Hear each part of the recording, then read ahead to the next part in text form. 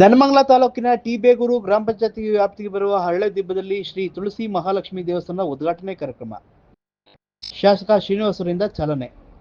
ಸಂದರ್ಭದಲ್ಲಿ ಊರಿನ ಗ್ರಾಮಸ್ಥರು ಹಾಗೂ ಭಕ್ತಾದಿಗಳು, ರಾಜಕೀಯ ಮುಖಂಡರು ಹಾಜರಿದ್ದರು.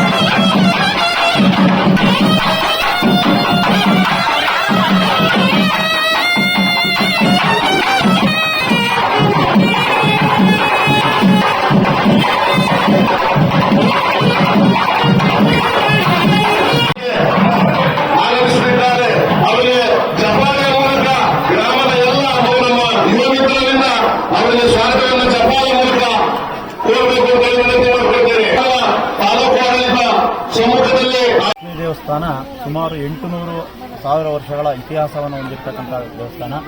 ಇದು ಬಹಳ ಶಿಥಿಲಗೊಂಡಿದ್ದರಿಂದ ಊರಿನ ಎಲ್ಲ ಗ್ರಾಮಸ್ಥರು ಒಂದು ಸಭೆಯನ್ನು ಸೇರಿ ಈ ಒಂದು ದೇವಸ್ಥಾನವನ್ನು ಜೀರ್ಣೋದ್ಧಾರ ಮಾಡಬೇಕು ಅಂತ ತೀರ್ಮಾನವನ್ನು ಮಾಡಿದ್ದೀವಿ. ತೀರ್ಮಾನವನ್ನು ಮಾಡಿಕೊಂಡು ಅದರಂತೆ 9 ಜನರ ಒಂದು ಸಮಿತಿಯನ್ನು ಶ್ರೀ ತುಳಸಿ ಲಕ್ಷ್ಮೀದೇವಿ ಸೇವಾ ಸಮಿತಿ ಅಂತ ಸಮಿತಿಯನ್ನು ಮಾಡಿಕೊಂಡು ಆ ಸಮಿತಿಯ ಮೂಲಕ ಮತ್ತು ಗ್ರಾಮಸ್ಥರು ಸಹ ಎಲ್ಲರೂ ಸೇರಿಕೊಂಡು ಸುಮಾರು 2.5 ವರ್ಷಗಳ ಕಾಲ ಇದಕ್ಕೆ ಒಂದು ಶ್ರಮವನ್ನು ಪಟ್ಟು ಎಲ್ಲ ಭಕ್ತಾದಿಗಳು, ಗ್ರಾಮಸ್ಥರು ಸಹ ಎಲ್ಲನೂ ಇದು ಮಾಡಿದ್ದಾರೆ ಮತ್ತು ಕೆಲಸದಲ್ಲಿರ್ತಕ್ಕಂಥವರು ಹೆಚ್ಚಿನ ರೀತಿಯಲ್ಲಿ ಸಹಾಯವನ್ನು ಮಾಡಿದ್ದಾರೆ.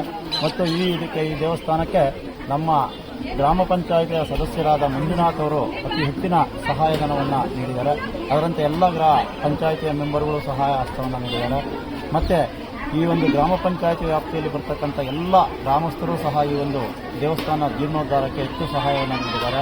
ಮತ್ತು ಅದರಂತೆ ನಮ್ಮ MLA ಅವರು, ಜನಪ್ರಿಯ ಶಾಸಕರಾಗಿರ್ತಕ್ಕಂಥ ಶ್ರೀನಿವಾಸರವರು ಸಹ ಅತಿ ಹೆಚ್ಚಿನ ಸಂಖ್ಯೆ ಇದರಲ್ಲಿ ಧನ ಸಹಾಯವನ್ನು ಮಾಡೋದ್ರ ಮೂಲಕ 3 ದಿನಗಳ ಕಾರ್ಯಕ್ರಮಕ್ಕೆ ಅನ್ನ ಪ್ರಸಾದ ವಿನಿಯೋಗವನ್ನು ಸಹ ಅವರೇ ಮಾಡ್ತಿದ್ದಾರೆ. ಎಲ್ಲರ ಸಹಕಾರದಿಂದ ಈ ಒಂದು ಸುಂದರವಾಗಿರ್ತಕ್ಕಂಥ ತುಳಸಿ ಲಕ್ಷ್ಮೀ ದೇವಸ್ಥಾನ ಒಂದು ಮೂಡಿ ಬಂದಿದೆ.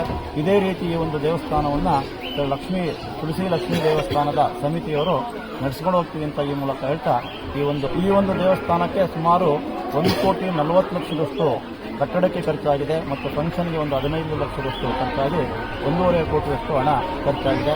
ಈ 1.5 ಕೋಟಿಯಷ್ಟು ಹಣವನ್ನು ಎಲ್ಲ ಭಕ್ತಾದಿಗಳಿಂದ ಸಂಗ್ರಹಣೆ ಮಾಡಿದ್ದೀವಿ. ಇದರಲ್ಲಿ ಹೆಚ್ಚಿನದಾಗಿ ಮಂಜುನಾಥ್, ಗ್ರಾಮ ಪಂಚಾಯಿತಿಯ ಮೆಂಬರ್ ಆಗಿರ್ತಕ್ಕಂಥ ಮಂಜುನಾಥರು ಸುಮಾರು 40 ಲಕ್ಷ ರೂಪಾಯಿಯನ್ನು ಅವರೇ ಕೊಟ್ಟಿದ್ದಾರೆ. ಮತ್ತು ಕೆಲವು ಖರ್ಚುಗಳನ್ನು ಅವರು ಗೊತ್ತಿಲ್ಲದಂಗೆ ಕೆಲವು ಖರ್ಚುಗಳನ್ನು ಸಹ ಇದಕ್ಕೆ ಮಾಡಿದ್ದಾರೆ.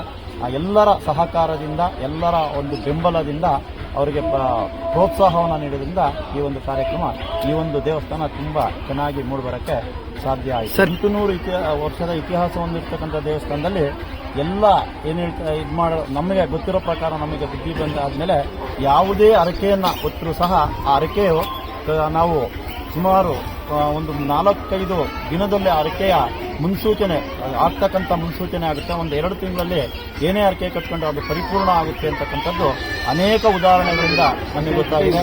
ಇದಕ್ಕೆ ಒಂದು ಮುಖ್ಯವಾಗಿರ್ತಕ್ಕಂಥ ಸಾಕ್ಷಿ ಅಂದರೆ 3 ದಿನದಿಂದ ನಾವು ಈ ದಿನ ನಮ್ಮ ಗ್ರಾಮದ ದೇವಾಲಯ ಉದ್ಘಾಟನೆಗೊಂಡಿದೆ. ಇದಕ್ಕೆ ನಮ್ಮ ಗ್ರಾಮದ ಪ್ರತಿಯೊಂದು ಮನೆಯ ಸದಸ್ಯರ ಸಹಕಾರ ಇದೆ. ಏಕೆಂದ್ರೆ ಅವರಿಗೆ ತಿಳಿದಿರೋರನ್ನ ಕರ್ಕೊಂಡೋಗಿ ಅವರ ಸಂಬಂಧಿಕರು ಅವರ ಸ್ನೇಹಿತರ ಕಡೆ ಅವರಿಗೆ ಬರ್ತಕ್ಕಂಥ ದೇಣಿಗೆಯನ್ನ ದೇವಸ್ಥಾನಕ್ಕೆ ವಸ್ತು ರೂಪದಲ್ಲೋ ಹಣದ ರೂಪದಲ್ಲೋ ಯಾವುದೋ ಒಂದು ರೂಪದಲ್ಲಿ ಸಹಕಾರವನ್ನು ನೀಡೋದಕ್ಕೆ ಪ್ರತಿಯೊಬ್ಬ ಗ್ರಾಮಸ್ಥರ ಸಹಕಾರ ಇದೆ.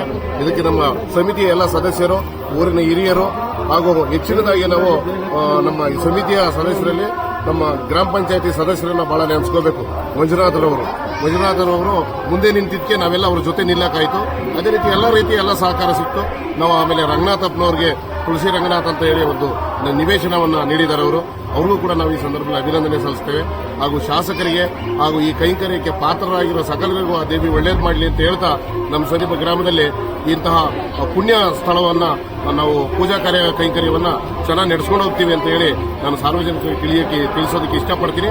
ಸರ್ವೇ ಜನ ಸುಖಿನೋ ಸರ್. ಇದರಲ್ಲಿ ಈಗಾಗಲೇ ನಮ್ಮ ಸ್ನೇಹಿತರುಗಳು ಹೇಳಿದಾಗೆ ಅರಕೆ ಹೊತ್ಕೊಂಡ್ರೆ ಫಲ ಕೊಡತಕ್ಕಂಥ ದೇವಿ. ಏಕೆಂದ್ರೆ ನೀವು 1,000 ಹಳ್ಳಿಗಳಿಗೆ ಹೋಗಿ ಲಕ್ಷ್ಮೀ ದೇವಸ್ಥಾನ ಇದೆ, ಆದರೆ ತುಳಸಿ ಲಕ್ಷ್ಮೀ ದೇವಿ ದೇವಸ್ಥಾನ ಎಲ್ಲೂ ಇಲ್ಲ.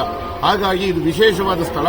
ಹಾಗಾಗಿ ಗ್ರಾಮಸ್ಥರು ಹೆಚ್ಚಿನ ಸಂಖ್ಯೆಯಲ್ಲಿ ಆ ದೇವಿ ಕೃಪೆಗೆ ಪಾತ್ರರಾಗಿ ಎಲ್ಲರಿಗೂ ಒಳ್ಳೇದಾಗಬೇಕು ಅನ್ನೋದಷ್ಟೇ ನಮ್ಮ ಭಾವನೆ. ಹಾಗಾಗಿ ಅದು ಒಳ್ಳೇದಾಗುತ್ತೆ ಅಂತ ನಮ್ಮ ನಂಬಿಕೆಯ ದೇವರು. ಹಾಗಾಗಿ ಈ ಕೈಂಕರ್ಯದಲ್ಲಿ ಪಾಲ್ಗೊಂಡ ಸಕಲರಿಗೂ ಸನ್ಮಾನ ಉಂಟುವಾಗಲಿ ಅಂತ ಹೇಳಿ ಪ್ರಾರ್ಥಿಸ್ತಾ, ನಮ್ಮ ಊರಿನ ಕನಸು ಅಂತಂದ್ರೆ ನಮ್ಮ ಯುವಕರ ಗುಂಪಿನ ಒಂದೇ ಕನಸಲ್ಲ, ನಮ್ಮ ಹಿರಿಯರ ಕನಸು ಸಹ ಇದೇ ಆಗಿತ್ತು ಸರ್. ಸುಮಾರು 3 ತಲೆಮಾರುಗಳಿಂದಲೂ ಒಂದು ದೇವಸ್ಥಾನ, ಹಳೆ ದೇವಸ್ಥಾನ ಆಗಿತ್ತು, ಶೀತಲಗೊಂಡಿತ್ತು. ಅದನ್ನ ಜೀರ್ಣೋದ್ಧಾರ ಮಾಡಿ ನಾವು ಒಂದು ಭವ್ಯವಾದ ದೇವಸ್ಥಾನ ಮಾಡಬೇಕು ಅಂತ ನಮ್ಮ ಹಿರಿಯರು ಸಹ ಕನಸ್ಕೊಂಡಿದ್ರು.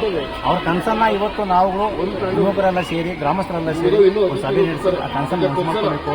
ಅದೇ ಒಂದು ದೇವಸ್ಥಾನ ಕಟ್ಕೊಬೇಕು, ನಾವು ಒಳ್ಳೆ ದೇವಸ್ಥಾನ ಮಾಡಬೇಕು ಅಂತ ಹೇಳ್ಬಿಟ್ಟು ಕುಂತು ಮಾತಾಡಿದಾಗ ಮುಂಚೂಣಿಯಲ್ಲಿ ನಮ್ಮ ಮಂಜುನಾಥ್ ಅವರು ಗ್ರಾಮ ಪಂಚಾಯತ್ ಸದಸ್ಯರು ಇವರು ಮುಂಚೂಣಿಯಲ್ಲಿ ಬಂದರು. ನಾವು ಸಹಕಾರ ಕೊಡ್ತೀನಿ ನಾನು, ನೀವು ಎಷ್ಟು ಹೊರಗಡೆಯಿಂದ ಎಷ್ಟೋ ಕಲೆಕ್ಷನ್ ಆಗ್ಬಿಟ್ಟು ಮಾಡ್ಕೊಂಬರೋಣ, ಮಿಕ್ಕಿದಂಥದ್ದನ್ನು ಹಾಕಿ ನಾನು ಮಾಡ್ತೀನಿ, ನಾವು ಧೈರ್ಯ ಕೈ ಹಾಕೋಣ ಅಂತ ಹೇಳ್ಬಿಟ್ಟು ಒಂದು ಸಹಕಾರ ಕೊಟ್ಟರು. ಆ ಸಹಕಾರದಿಂದ ನಾವೆಲ್ಲರೂ ಸೇರಿ ಕೈ ಹಾಕಿದ್ವಿ ಸರ್. ಕೈ ಹಾಕಿದ ಮೇಲೆ ಎಲ್ಲ ಊರಿನ ಗ್ರಾಮಸ್ಥರು, ಪಂಚಾಯತ್ ಸದಸ್ಯರುಗಳು, ದಾನಿಗಳು ಎಲ್ಲರೂ ತುಂಬ ಸಹಕಾರ ಕೊಟ್ಟರು. ನಮ್ಮ ಜನಪ್ರಿಯ ಶಾಸಕರಾದಂಥ ಶ್ರೀನಿವಾಸ್ ಅವರು ಸಹ ತುಂಬ ಹೆಚ್ಚಿನ ಸಹಕಾರವನ್ನು ನಮಗೆ ಕೊಟ್ಟಿದ್ದಾರೆ.